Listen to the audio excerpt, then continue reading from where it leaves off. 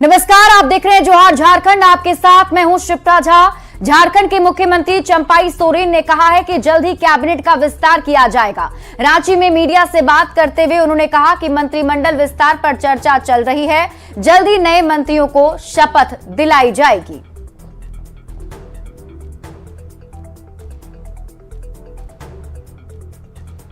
तो लोग को पता नहीं है पार्ट 2 माने तो ये 5 साल के लिए बना था ना, जनादेश हेमंत बाबू के नेतृत्व में। आज साजिश के तरह 4 साल के बाद ही उसको रुक गया। हमने उसी दिन भी कहा हेमंत बाबू को किसी तरह का आरोप नहीं है। उसका बाद नेतृत्व परिवर्तन हुआ, तो क्या आप समझेगा, बांटवाने का ही है कि पट्टू का ही है। और हेमंत बाबू जो योजना बनाई ये आप लोग भी वाकिफ है, उस योजना को हमको पूरा करना है। कैबिनेट का विस्तार कब तक हो जाएगा? जल्दी होगा, परसों हो जाएगा क्या? जल्दी हो जाएगा, आप लोग कोई चिंता नहीं करें। देखो, जिसका पास कोई मुद्दा नहीं रहता है तो उसी तरह का कोई एक ठो बात बोल के उसको टाइम बिताना है। आप भी जानते हैं, हम भी जानते हैं, हम भी सुन रहे हैं और भी लोग सुन रहे हैं। उनका पास कोई है मुद्दा, उनका मुद्दा विहीन हो चुका है। वहीं रांची से सड़क मार्ग से मुख्यमंत्री चंपाई सोरेन पश्चिम सिंहभूम के चकधरपुर रवाना हो गए।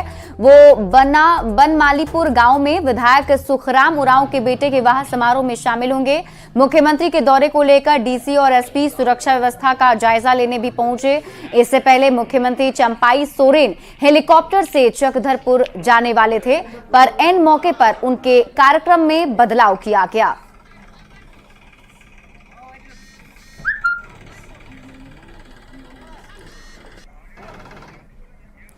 झारखंड के संसदीय कार्य मंत्री आलमगीर आलम ने कहा है कि मंत्रिमंडल विस्तार जल्द ही कर लिया जाएगा। जेएमएम और कांग्रेस में अब तक मंत्रियों के नाम तय नहीं हुए हैं। 1-2 दिन में नाम पर मुहर लगेगी और मंत्रियों के शपथ के लिए राजभवन से समय मांग लिया जाएगा।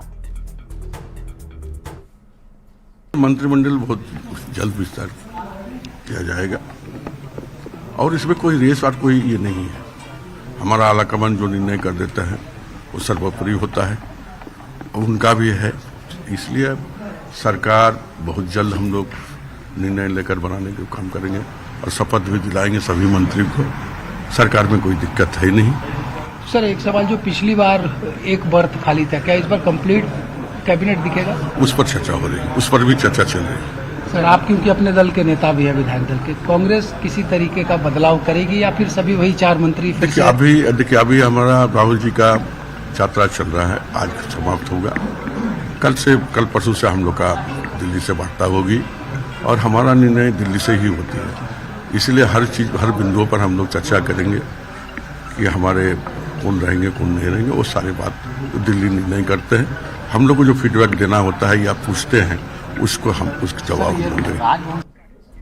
झारखंड विधानसभा के विशेष सत्र के अंतिम दिन सत्ता पक्ष और विपक्ष के बीच जमकर तू मैं हुई। चंपाई सरकार के विश्वास मत हासिल करने से सत्ता पक्ष फील गुड में नजर आया तो विपक्षी खेमे में निराशा दिखी। पर दोनों पक्षों ने एक दूसरे पर आरोप प्रत्यारोप लगाने में कोई कोर कसर नहीं छोड़ी। से भी नाराज नहीं चल रहा।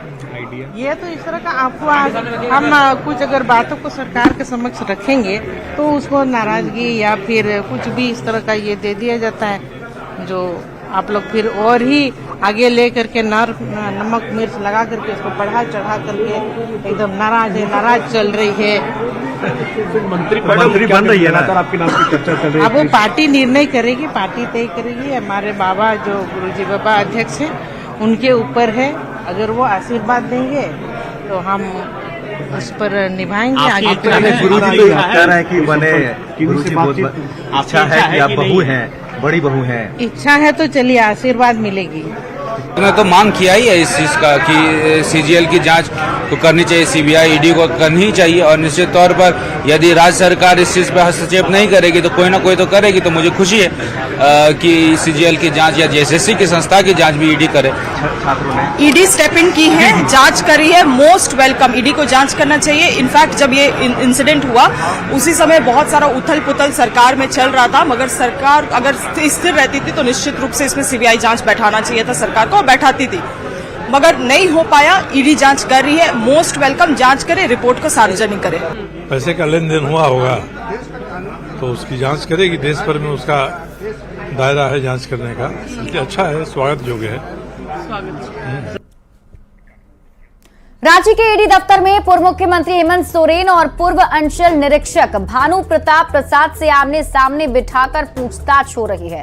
पूर्व मुख्यमंत्री हेमंत सोरेन की ईडी रिमांड का आज चौथा दिन है, जबकि पूर्व अंचल निरीक्षक भानु प्रताप प्रसाद की ईडी रिमांड का आज पहला दिन है। हेमंत सोरेन 5 दिन की ईडी की रिमांड पर हैं, तो भानु प्रताप प्रसाद 4 दिन की ईडी रिमांड पर हैं। इस दौरान दोनों से लैंड स्कैम को लेकर आमने सामने सवाल जवाब किए जा रहे हैं। इस पर और अधिक जानकारी दे रहे हैं न्यूज 18 संवाददाता संजय सिन्हा।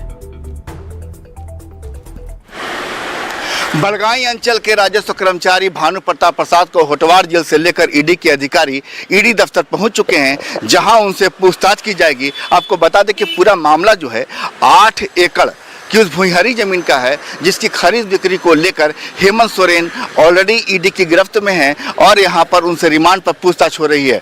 यह भी बताया जा रहा है कि आज संभवतः जब यहां पर हेमंत सोरेन और यहां पर भानु प्रताप प्रसाद दोनों ईडी कार्यालय में होंगे तो उनसे सवालों की जो फहरिस्त होगी यह भी संभव है कि आमने सामने बिठाकर दोनों से पूछताछ की जा सकती है। आपको बता दें कि भानु प्रताप प्रसाद जो हैं जमीन के एक अन्य मामले में पहले से ही जेल में हैं, और जब उनके घर दबिश हुई थी तो काफ़ी वहाँ पर दस्तावेज बरामद हुए थे, और उन्हीं दस्तावेज में 8 एकड़ उस भूइंहरी जमीन का भी जिक्र था, जिसको लेकर हेमंत सोरेन पर ईडी का इस समय एक्शन चल रहा है। और बता दें कि हेमंत सोरेन 5 दिनों के रिमांड पर हैं, आज रिमांड का चौथा दिन है, और यह भी संभावना जताई जा रही है कि कल आखिरी दिन पूरा पूछताछ पूरा होने के बाद ईडी जो है पीएमएलए कोर्ट में एक बार फिर जो है रिमांड की अवधि जो है उस बहाने को लेकर आग्रह कर सकती है। और यहाँ भानु प्रताप प्रसाद जो हैं 4 दिनों के रिमांड पर ईडी की गिरफ्त में है, लिहाजा आज जो है सवाल जो है पूछे जाएंगे, और जाहिर है कि उस सवाल जवाब में, उस पड़ताल में कई चीज़ें निकल कर सामने आएंगी। संजय कुमार सिन्हा, न्यूज़ 18 रांची। और अब आपको बताते हैं कि जमीन घोटाले में पूर्व मुख्यमंत्री हेमंत सोरेन के खिलाफ ईडी ने अब तक क्या एक्शन लिया है। उन्हें केंद्रीय जांच एजेंसी ने 31 जनवरी को सबसे पहले गिरफ्तार किया था, जबकि ईडी ने उन्हें 1 फरवरी को पीएमएलए कोर्ट में पेश किया था, और अभी कार्रवाई चल रही है। कोर्ट के आदेश पर ही उन्हें 1 दिन की न्यायिक हिरासत में हेमंत सोरेन को रखा गया, और उसके बाद रिमांड के लिए कोर्ट में ईडी ने अपनी तरफ से आवेदन दिया।